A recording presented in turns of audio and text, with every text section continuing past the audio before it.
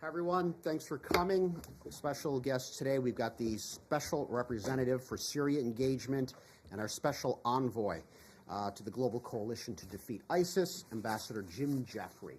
He has a few remarks at the top, and then we'll be happy to take some questions. Ambassador. Thank you very much. Thank you for all coming today. This is obviously for those of us who have worked on the Middle East and worked on Syria and worked on the efforts to defeat ISIS, a great day, a great weekend with the victory over the last ISIS territorial caliphate positions along the Euphrates in Syria. This is not the end of the fight against ISIS. That will go on, but it will be a different kind of fight. ISIS has lost much of its capability to project terrorist power and to have a recruiting base in an area that it controls. So it's a very, very important development. The development was carried out by a coalition of 79 countries and organizations led by the United States. At the height of ISIS's power, it controlled 40,000 square miles. At the beginning of this administration, 20,000. It lost all of that territory. It had almost 8 million people under its sway. Now it has no one. It had somewhere between 35,000 and 100,000 fighters. They're all in prison or dead or fled. And now we're working to deal with the immediate situation, humanitarian reconstruction and stability, and essentially counterinsurgency against ISIS in the northeast of Syria, as well as in neighboring Iraq.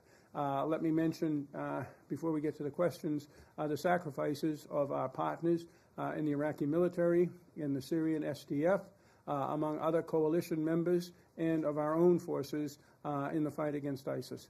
Thank you very much. Associated Press, Matt. Thanks. Ambassador, now that the territorial caliphate is no more, the SDF have been saying that they do not really have the capacity to deal with the prisoners who you mentioned, and have talked about, at least today, started talking about an international tribunal or some kind of mechanism to deal with these people. What's the administration's position on that? Are you open to it? Because the administration has been quite hostile or contemptuous of mechanisms, particularly the International Criminal Court. So I'm just wondering, is this something that you think is a viable way to go forward, and would you support it? Right now, the focus is on getting countries to take back their own foreign terrorist fighters. A large percent of the total that have been captured by the SDF are Iraqis or Syrians. And those people, there is a process underway to get those people back to Iraq and back to their Syrian communities for de-radicalization and reintegration, or in some cases punishment, and we're focused on that as our first priority. The second priority is to pressure countries to take back their own citizens who may or may not have committed crimes under their systems. We think that's vital, and that's what we're focused on. So not an international. We're not looking at that right now. Yeah, Mr. Ambassador, what's the future of the U.S. military presence in Syria and a political solution there? Okay, that's a broad question. First of all, the political solution, the U.S. Policy in Syria is to ensure the ensuring defeat of ISIS. We're a big step closer to that today, but ISIS still lives on in various cells and in the minds of many of the people in the areas that we've liberated. Secondly, to ensure a political process that will give us a different kind of government that will encourage people to come back and be a decent player in the international arena, unlike what we've seen from Syria in the last 8 years. And then thirdly, the removal of all Iranian-commanded forces from the entirety of Syria. So our forces will stay on in very limited numbers in the northeast and on Tomsk to continue our clearing operations and stability operations against ISIS for a period of time not to be determined at this point. Thank you. Thank you, Mr. Ambassador. Is the withdrawal of the forces will leave starting right now, or when is it going to start? And also, can you tell us more about what will happen to protect the Kurds if you have an agreement for a multinational force with who, and how this buffer zone would work if it's the plan? The withdrawal has begun right after the president announced it in December. First with priority on equipment, but now beginning on forces are being withdrawn. We had to reinforce initially to bring in more combat power, and now we're going back down towards what the final number will be. In terms of the Kurds, what we're working with is with Turkey to have a safe zone of some length along the Turkish border where there would be no YPG forces, because Turkey feels very nervous about the YPG and their ties to the PKK. We understand that. President Trump has made that clear to President Erdogan. But we also do not want anyone mishandling our SDF partners, some of whom are Kurds. And so, therefore, we're working for a solution that will meet everybody's needs. We're not really looking at a coalition to be peacekeepers or anything like that. We're asking coalition personnel to continue to contribute and to up their contribution to our de-ISIS operations in Syria, and we're getting a pretty good response initially. But the mission is de-ISIS, defeat ISIS. It's not to operate in any safe zone. Reuters, Leslie. Ambassador, I want to come back to the prisoners. A lot of these countries that you mentioned have said that they don't want their prisoners back. What happens to those prisoners? And if you do give them back, and as you know, countries like Tunisia and that don't have the capacity to try these prisoners, what happens to them then? And then, can I just one follow up? What has happened to the prisoners, including a British journalist and I believe a Japanese hostage? Since the elimination of the caliphate, have you had any signs of any of these hostages? On the second, no, not yet. On the first, this is something that we simply continue to press our partners and allies to do. It's the right thing to do. I mean, if they don't have the capacity to do it, They have the capacity in the end if they put the effort into it to do it. Is there no sign that you could maybe use Guantanamo? If they put the effort into it, they can deal with it. Laurie? Last month, you visited Erbil and had discussions with senior Kurdish officials there about Syria. Could you summarize those discussions and their results? Sure. We see Iraq and Syria, as do our partners and friends in Erbil and Baghdad, as part of, first of all, in the fight against ISIS, one campaign, and secondly, as part of the center or core of the Middle East. It's very important to everybody what happens next door. And what we do is we work with people in Baghdad, we work with people in Erbil, we work with the Turks, we work with the Jordanians, the Saudis, to try to come up with solutions to all of these problems that we're talking today. That's what we do in these conversations. Thank you. And do you see the threat in the ISIS threat that remains in people's minds and in sleeper cells the same in Syria and the same as it is in Iraq, or do you see differences between the two countries? It has developed more in Iraq, from my understanding, for several reasons. First of all, the fight is fresh in Syria, and ISIS elements are in shock from having lost this terrain. In Iraq, they've had more time to reconstitute. But again, they're reconstituting as small groups operating in the shadows as a low-level insurgency. They're not holding terrain. They're not controlling populations. USA Today, Deirdre.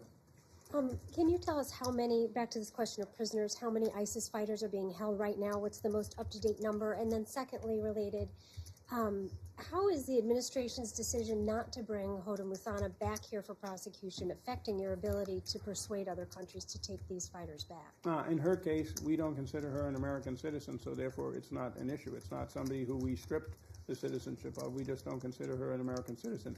We have taken a few people back who have been American citizens. In terms of, your first question was on The numbers, the the latest numbers. numbers. The numbers are tricky. What people are reporting to me were in the 7,000 or more, but it may have gone up over the weekend. It's very hard to maintain communications, and people are floating around in temporary holding camps. There was a very large ISIS armed force in Baghouz. All those are not foreigners, right? No, most of them are Iraqis or Syrians, which by the mindset are considered different than the foreign terrorist fighters who we identify as people who have come from outside the region. Do you have an estimate on those? The majority are Syrian and Iraqi. You can't be more specific. I mean, Pardon? you can't be more specific about I mean, a number of look, foreigners. most of you have been in chaotic war zones. Yeah. Come on, nobody's out there. People are trying to avoid getting shot up until 2 days ago, and moving forward on a combat operation. They're not too careful about counting. You talked at the top about the importance of preventing a resurgence of ISIS, a lot of the work to stabilize the area. Some of the funding that the U.S. has provided is starting to run out for programs like demining and other things. Is the U.S., is the administration willing to contribute more funding for those things? For now, we have $325 million that we received from coalition partners for stabilization in the Northeast. Overall, since this campaign has begun, throughout Syria, in areas the regime doesn't control, we spent over $900 million on stabilization and, of course, $9 billion on humanitarian aid. So we'll continue the humanitarian aid program. I just pledged $400 million in the Brussels Donors Conference last week, while looking for new sources of stability funds. When you announced that funding, I was struck by the fact that it was for, humanitarian programs sort of outside of the country, so no additional funding for the stabilization part of this. Well, the stabilization programs that I talked about, the 325, are for activities inside northeast Syria. The humanitarian funds go everywhere. They go outside of Syria, they go inside of Syria, they go to regime-held areas, they go to non-regime-held areas. Bloomberg, Nick. Mr. Ambassador, the Secretary has suggested that as U.S. troops come away from the field in northeast Syria, the U.S. would ramp up its reliance on airstrikes and the like to control ISIS. Can you describe that a little bit? And would there be sort of more reliance on air power in Syria and potentially Iraq on stemming the flow of ISIS? Air power has been an important component of our entire campaign against ISIS in both Iraq and Syria. When the President made the decision to conduct the step-by-step withdrawal from Syria, he made clear that he did want to maintain the air control and presence. And now we're doing that, plus maintaining some people on the ground. So air power will continue to play an important role. Again, it's a military question. Where do you use air power? For example, in some areas we are using artillery fire from Iraq, and other areas artillery fire from Syria.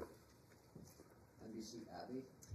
Hi, Ambassador. What do you see as the practical significance of the declaration signed today, recognizing Israel's sovereignty over the Golan Heights? And how does that affect your job, given some of the criticism that it's a violation of UN resolution?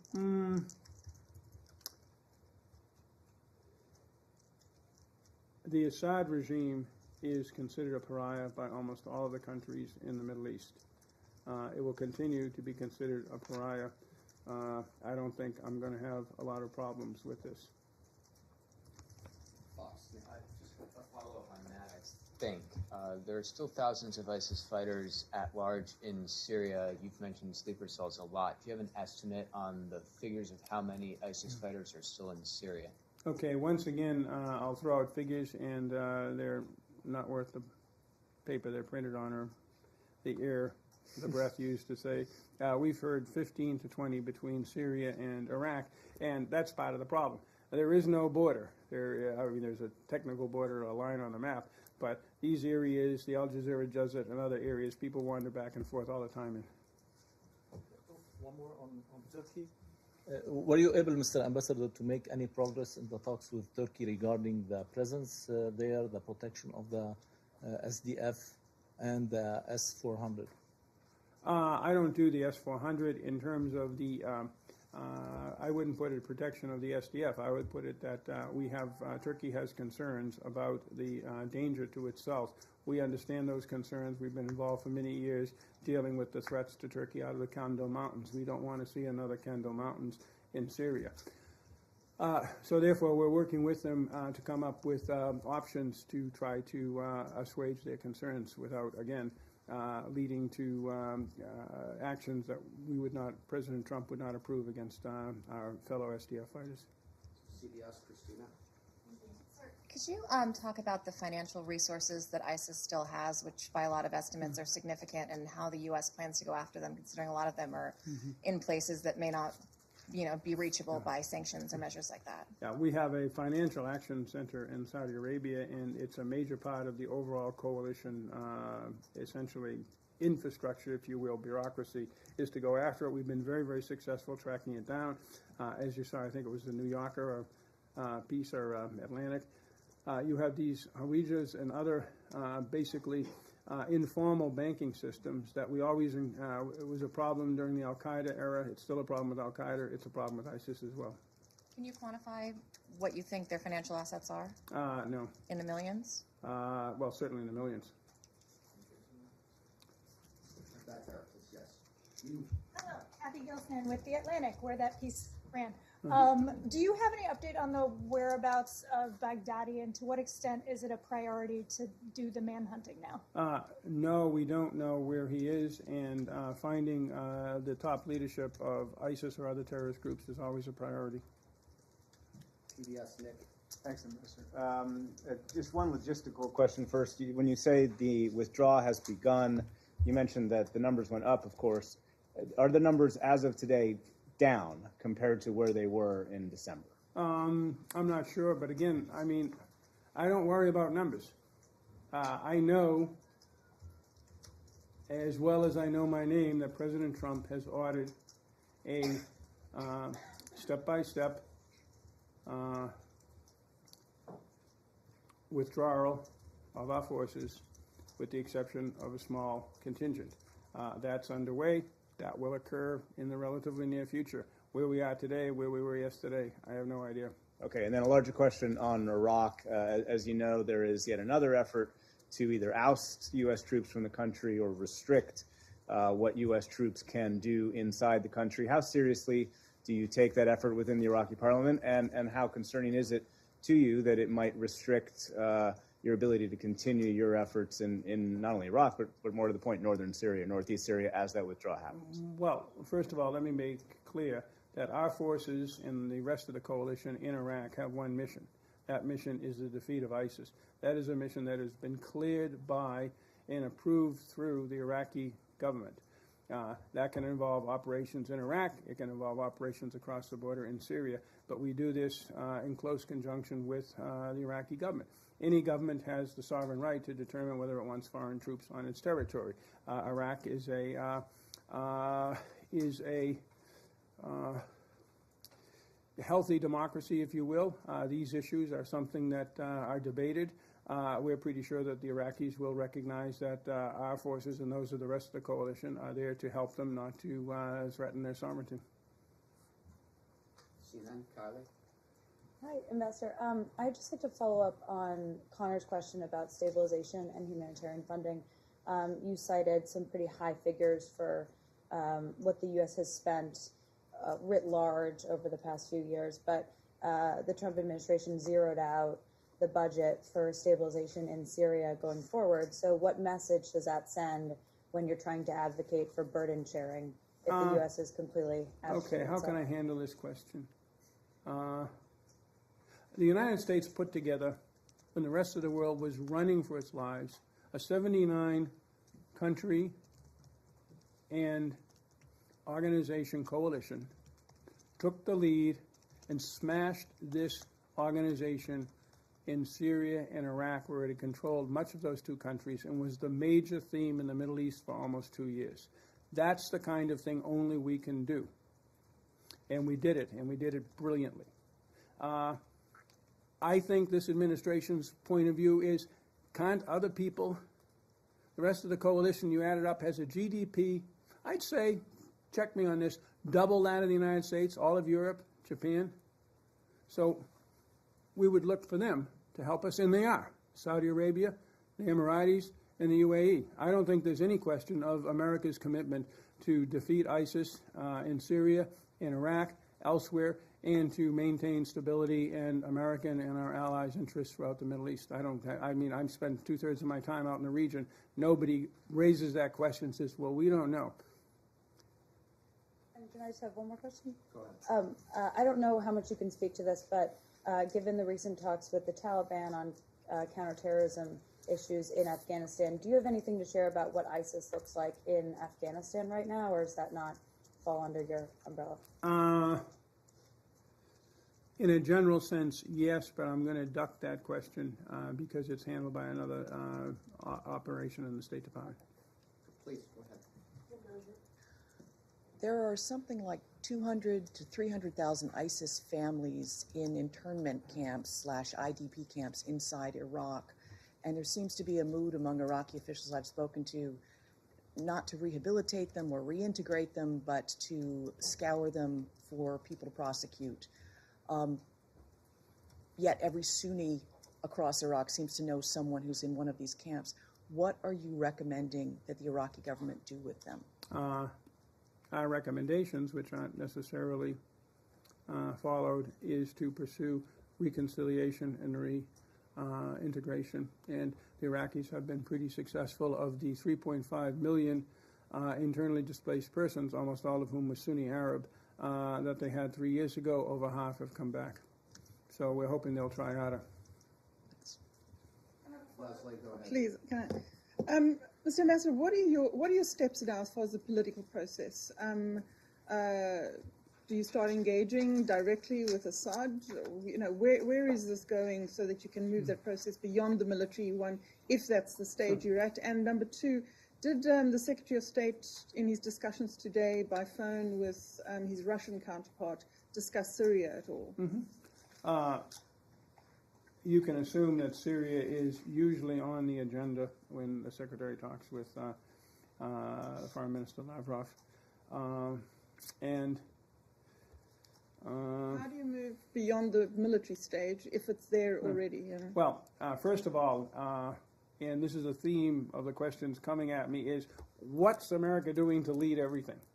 And my rejoinder, which I was most, I hope, eloquent with in response to you is, hey, there are things that we really do, like contain China and put together 79-country coalitions. A lot of this other stuff we think the international community should do. In this particular case, the UN has a mandate. It has a new Syria envoy, Geir Pedersen. We support him 100%. We work very closely with him. We also reach out constantly to the Russians to try to get them to be supportive of the UN process. So that's what the Security Council has decided, and we're moving forward on it, and we think in the end that will be how this thing resolves itself. Because right now, you have frozen, basically, the conflict with the lines that we've had since last summer. Yeah.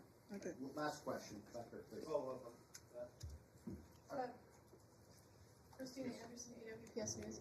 So I'm interested in how we see the de-ISIS campaign as it winds down and humanitarian aid kind of builds up and the reconciliation of fighters goes ahead, how that all will dovetail with some of these other diplomatic efforts to resolve it in a political agreement that stabilizes the region. Can you say a little bit more about that? It is a very complex job that I and many others who work with me are involved in. But we think we have, on a given day, an idea of where we are and where the international community is on the 18 or 20 major things that you just discussed. Okay.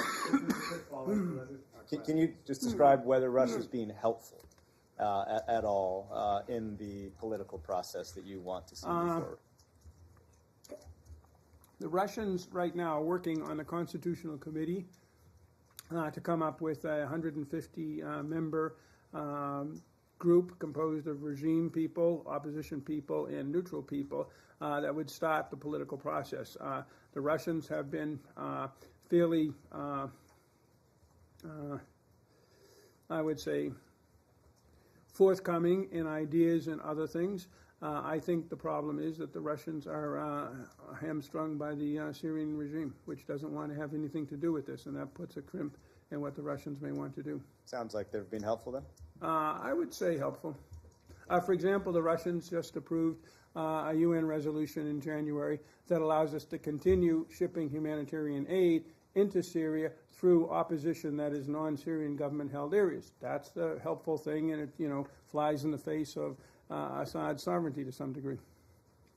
They've been working on the committee since last year. Right. And do you want me to start counting frozen conflicts that the UN has been working on since the 1940s? I'm thinking of one right now that almost blew up a couple of weeks ago. That's the way things are in the world of diplomacy. Thank you. Great. Thank you very much, Okay. Ambassador Jeffrey. Thanks, guys. Thank you.